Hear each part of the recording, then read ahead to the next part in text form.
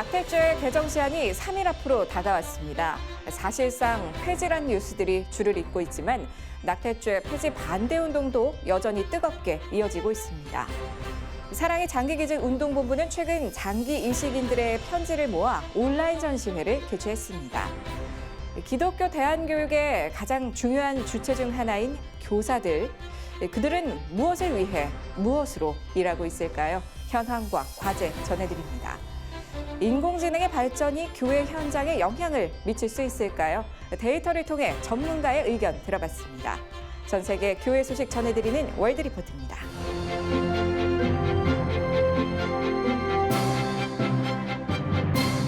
안녕하십니까. CGN투데이입니다. 첫 소식입니다.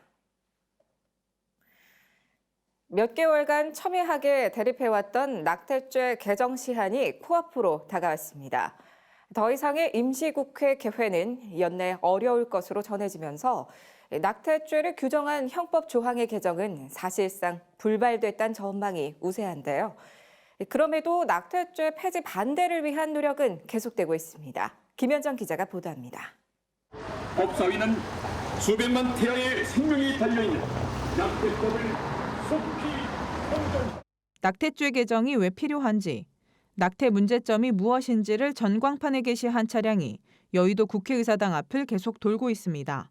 코로나19로 집회가 금지되고 낙태법 사실상 폐지라는 여론이 지배적인 가운데서도 낙태법 완전 폐지를 막고자 하는 노력은 이렇게 이어지고 있습니다.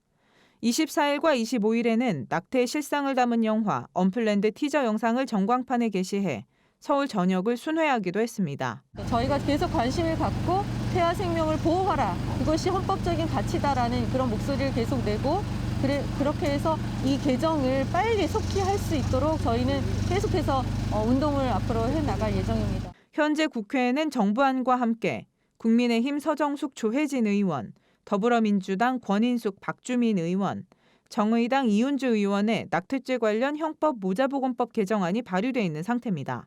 14주까지의 낙태 무조건 허용, 사회 경제적 사유에 의한 15에서 24주인의 낙태 허용을 골자로 한 정부안이 발의된 이후 심장박동을 기준으로 그 이전에만 낙태를 허용하는 법안부터 낙태죄 완전 폐지를 명시한 법안까지 발의되는 등 스펙트럼이 넓습니다. 개정 시한을 3개월 앞두고서야 개정안 발의, 공청회 개최 등 논의가 급물살을 탔으나 정기국회안에 논의되지 못했고 임시국회가 연내 열릴 가능성은 희박한 상황입니다. 그러나 행동하는 프로라이프는 실효 이후 개정까지의 입법 공백은 우려하지만 폐지가 아닌 실효라는 점을 분명히 합니다. 이것이 실효가 됐다고 해서 낙태죄가 완전히 폐지가 되고 낙태가 전면 허용되는 것은 아니라는 것. 국회가 끝나기 전까지는 논의가 돼서 법으로 만들어질 수 있고요. 낙태법에 대한 좋은 개정안이 만들어질 수가 있습니다. 끝날 때까지 끝난 것이 아니다. 완전히 끝난다고 해도 절대 포기하지 않는다는 외침들. 타협할 수 없는 생명 존중을 위한 고군분투는 여러 악조건 속에서도 이렇게 끈질기게 계속 이어지고 있습니다. CGN투데이 김현정입니다. 생명 나눔을 통해 이웃사랑을 실천하는 장기기증. 연말을 맞아 이웃을 향한 따뜻한 나눔의 손길이 계속되는 가운데 최근 사랑의 장기기증 운동본부에서 특별한 전시회를 개최했다고 하는데요. 조준화 기자가 취재했습니다. 나의 영혼 고맙습니다라고 적힌 편지지 위에 진심 어린 감사의 마음들이 한 글자 한 글자 안에 담겨 있습니다. 최근 사랑의 장기기증 운동본부는 장기 이식인들이 생명 나눔을 실천한 장기기증인과 그 유가족들에게 감사의 마음을 전한 편지들을 온라인 전시회를 통해 공개했습니다. 장기 이식인 분들 한 40여 분 정도가 기증인에 대한 감사한 마음을 담아서 편지를 보내주셨어요. 뇌사 장기기증 유가족 분들도 이 전시회 페이지에 들어오셔서 이식인 분들이 어떤 건강한 삶을 살고 계시는지 보시고 장기 기증을 결정하셨다는 거에 대해서 좀 자긍심을 가지셨으면 하는 마음에서 이번 전시회를 개최를 하게 되었습니다. 평소 장기 기증자의 유가족과 장기 이식인은 장기 등 이식에 관한 법률에 의해 서로에 대한 정보를 알 수 없습니다. 장기 기증자의 유가족의 경우 장기 이식인이 건강하게 지내는지 알 수 없고 이식인의 경우엔 감사한 마음을 전하고 싶지만 전할 곳이 없는 겁니다. 따라서 이번 전시회가 장기 기증자의 유가족과 장기 이식인의 교류에 대한 갈증을 해소할 수 있는 기회의 장이 되고 있습니다. 사랑의 장기 기증 운동본부에 따르면 장기 이식을 받는 것만이 유일한 치료 방법인 환자의 경우 장기이식을 기다리다 사망에 이르는 수가 하루 7.5명으로 집계되고 있습니다. 실제로 장기이식이 필요한 환자의 수는 매년 약 2,000에서 3,000명씩 증가하고 있습니다.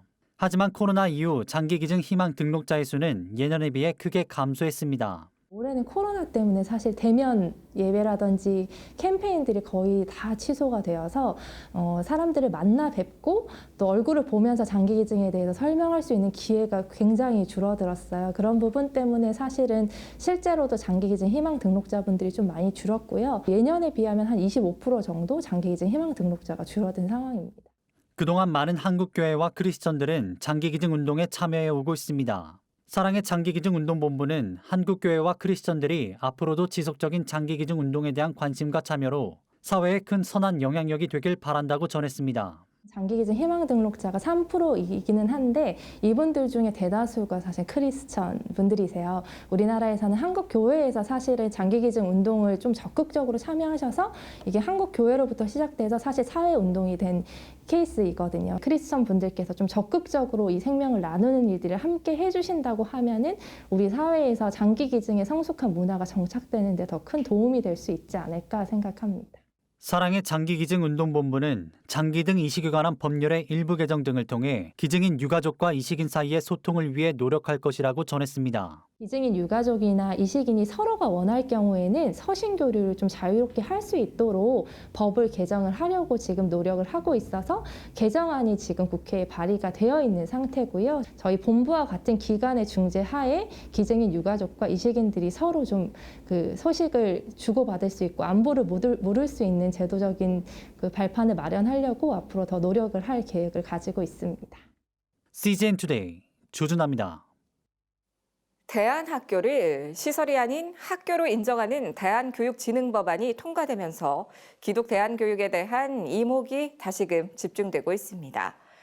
기독 대안교육의 꽃이라고 할 수 있는 교사들, 그들은 그동안 정식 학교로 인정받지도 못했던 대안학교에서 무슨 가치로 교육에 힘써왔던 걸까요? 김현정 기자가 보도합니다.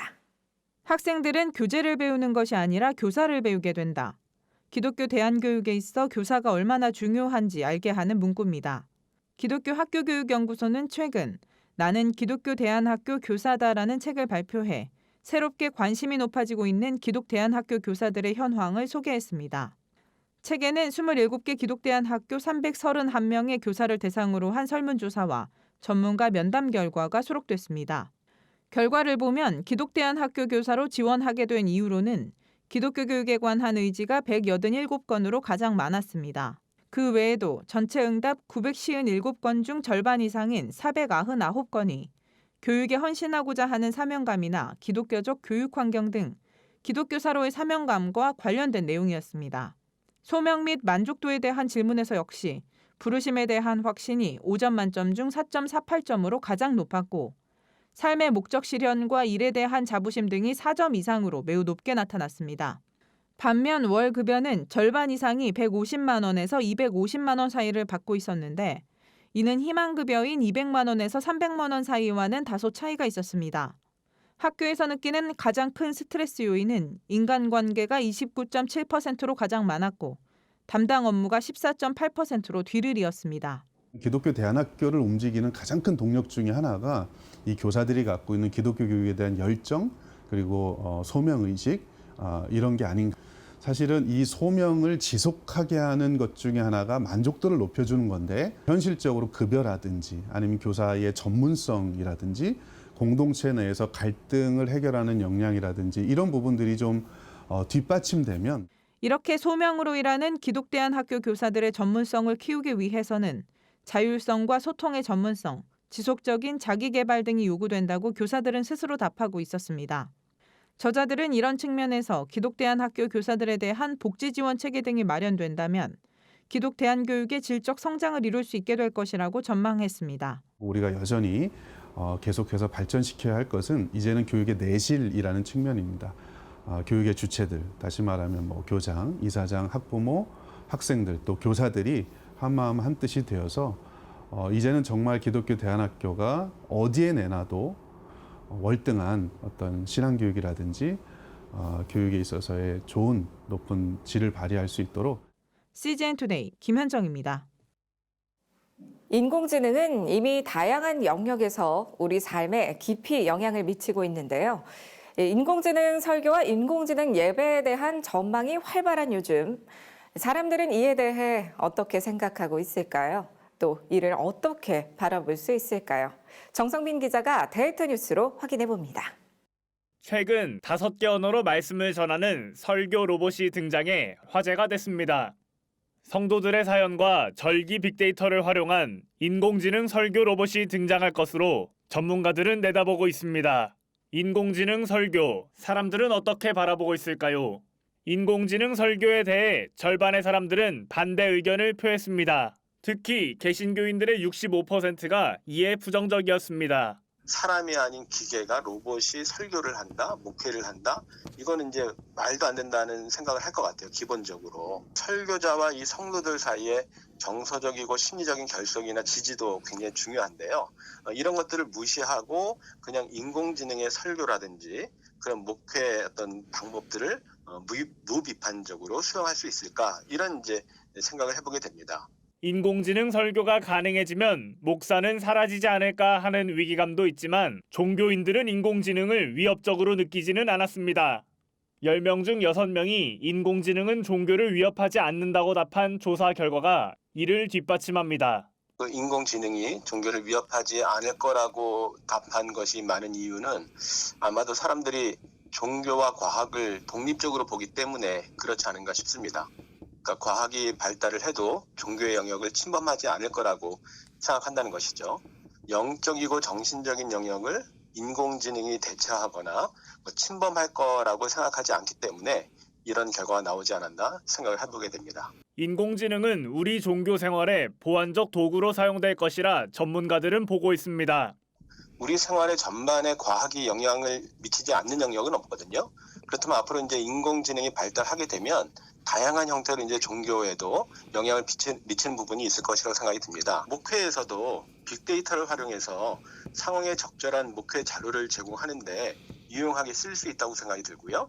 또 마찬가지로 설교 준비하는데도 도움을 줄 수 있는 부분들이 많이 있다고 생각이 듭니다. 전문가들은 맞춤형 전도에도 인공지능이 효과적으로 적용될 것이라는 기대감을 보입니다. 아직은 어떨지 모르겠지만 앞으로 이제 우리가 흔히 말하는 딥러닝이 가능해서 인공지능이 굉장히 이제 발전하게 되면 하나의 전도 도구가 될 수도 있지 않을까 하는 생각도 해보게 되는데요. 어떤 전도를 하고자 하는 사람의 성향이라든지 처한 상황 등을 고려해서 적절한 전도 메시지를 인공지능이 이렇게 도와줄 수도 있지 않을까, 이렇게 좀 다양한 활용이 가능할 수 있을 것 같습니다. CGN 투데이 정성민입니다.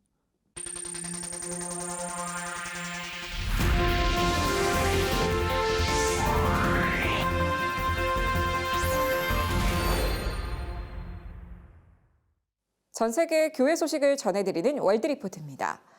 크리스마스와 연말을 맞아 관광객과 순례자들로 붐비던 베들레헴이 올해는 다른 풍경으로 시즌을 맞았습니다.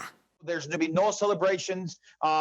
There can be no 24th, the normal year that you have covered every year, the parades and Boy Scouts and music in the streets and everything. 매년 진행하던 행사를 취소했고 관광객의 발길도 끊어졌습니다. Since COVID started in March, the tourists go out from Bethlehem. Until now, we don't see any other tourists. The situation here is very sad. No tourists at all. People are sitting at home waiting to open a new page when this disaster will be finished. 베들레헴 스타 올리브우드 팩토리의 크리스천 장인들도 코로나19로 인해 타격을 입었습니다. I am suffering here also in my factory. You see that I have here 15 people works in my factory. I did not send any of my people home. I left them here. All of them are working in the factory, just at least to get some income in the end of the week. 이런 상황을 돕기 위해 아르차박스가 설립됐습니다. Israel has such strong significance to so many people, so many different faiths, but about 95% of Christians in North America, for example, never actually make it over into Israel. And we spend our lives learning the Old Testament, the New Testament, all the stories and the people and the characters and also the life of Jesus. You have no way to actually bring these stories to life. 아르차박스는 1년에 4번 이스라엘에서 만든 기념품들을 상자에 넣어 배송합니다. 성경을 소재로 매번 테마를 바꿔 상품을 구성합니다. 자밀 호시의 공방에서도 아르차박스에 들어가는 상품을 만듭니다. Arsa, I make him 2 big orders, and now they are selling my products in the United States. They help me a lot. Maybe I work about 6 or 7 weeks in summertime to Arsa orders. It was very helpful, and it's still in the beginning. I am expecting next year to be more orders from Arsa and to work with more items. 베들레헴에서 얼마 떨어지지 않은 예루살렘 역시 코로나19로 인해 피해를 입었습니다. 사람들로 가득했던 골목은 텅 비었고 대부분의 상점이 문을 닫았습니다. Local business, it went down to zero. Just like one day, boom, it has been very difficult. And I have many people who also work with me in this business, and it has been very difficult for them. 자크 미슈리키는 예루살렘에서 3대째 가게를 운영하고 있습니다. Since COVID started, I had a challenge, what is next? And as soon as COVID started, I started investing online. I sell many Christian items that was produced here in Jerusalem to bless the whole world and make them closer to God. 미슈리키는 올리브 나무 조각품이나 예수님 시대의 동전, 오일 등 다양한 기독교 상품을 온라인에서 판매합니다. Christians in the Middle East, and especially in the Holy Land, now we're only 1% of the population here, and supporting them is supporting the Holy Land. Supporting them is supporting, the existence of Christ here. 이타이 슈멜은 아르차박스가 세상을 치유한다는 유대인의 티쿤 올람 정신을 실현한다고 말했습니다. We're not just here to help Jews, we're here to connect and help everyone with the world, regardless of their faith. That's a very Jewish value, which I think is very important. And secondly, the Christian support for Israel and their connection to Israel is just overwhelming and incredible. So if there's a way on a personal level to give back to that, then I think that's very important as well. 아르차박스와 자크의 온라인 스토어는 크리스천들에게 의미 있는 선물이 되길 바랍니다. 지금까지 CBN과 함께하는 월드리포트였습니다. 오늘의 단신입니다. 한국기독소방선교회는 성탄절을 맞아 인천 미추홀구 빌라 화재 피해 어린이에게 성금 420만 원을 전달했습니다. 2005년 창립된 기독소방선교회는 전국 17개 시도의 지역선교회가 있으며 지역사회 봉사에 앞장서는 등 이웃 나눔과 소방관 복음화에 힘쓰고 있습니다. 배우 박신혜가 팬들과 함께 모은 기금으로 국내 저소득 가정 아동 청소년에게 생리대 약 9만 개를 지원할 예정입니다. 생리대는 전국 62개 지역 아동센터에 아동 약 500명에게 나눠지고 이는 1인당 5개월 정도 사용할 수 있는 양입니다. 기독교 윤리실천운동 자발적 불편운동본부는 코로나19로 어려운 세입자 보호를 위해 선한 임대인 캠페인을 진행합니다. 세부 내용은 월세 및 임대료 낮추기, 보증금, 전세금 동결, 어려운 이웃에게 생활비 지원하기 등이 있습니다. 운동본부는 내 임차인은 내가 지킨다란 슬로건 아래 한국교회와 성도들의 참여를 촉구했습니다. 최근 헝가리 의회가 남성과 여성 간의 결합으로서의 결혼과 어머니는 여성, 아버지는 남성을 명시한 헌법 개정안을 통과시켰다고 미국 크리스천 포스트가 전했습니다. 주디트 바가 법무장관은 두 가지 성을 포함해 모든 전통적 가치를 상대적으로 만드는 현대적인 개념에 매우 우려가 된다며 법안의 타당성을 강조했습니다. 죽은 자는 살리셨지만 정작 스스로는 십자가 죽음을 선택하셨던 예수 그리스도. 그분을 닮은 견딤의 신앙이 필요한 연말입니다. 세상에 바로 서고자 하는 그리스도인들의 눈, CJN투데이는 코로나19 국난 극복을 위한 이 시대 영적 지도자들의 영상 메시지 전해드리고 있습니다. 오늘 뉴스는 김은호 오륜교회 담임 목사의 메시지로 인사드립니다. 시청해주셔서 고맙습니다.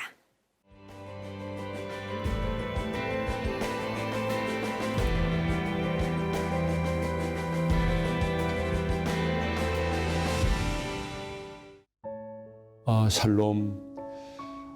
코로나 팬데믹 상황이 지속이 되면서 여러분 하루하루가 얼마나 힘드세요. 저도 우리 성도님들을 만나보게 되면 아침에 눈을 뜨고 싶지 않다고 말하는 분들을 참 많이 만나게 됩니다. 매일매일 힘들고 어렵지만 그래도 우리는 이 땅에 속한 자가 아니라 하나님 나라에 속한 하나님의 백성들이기 때문에 매일 매순간 주 안에서와 그 힘의 능력으로 강건해지시기를 바랍니다. 그리고 세상에 줄 수 없는 평안, 하늘로부터 임하는 그 평안을 누리시면서 당당하게 하나님 주신 힘으로 승리하며 살아가시기를 축복합니다.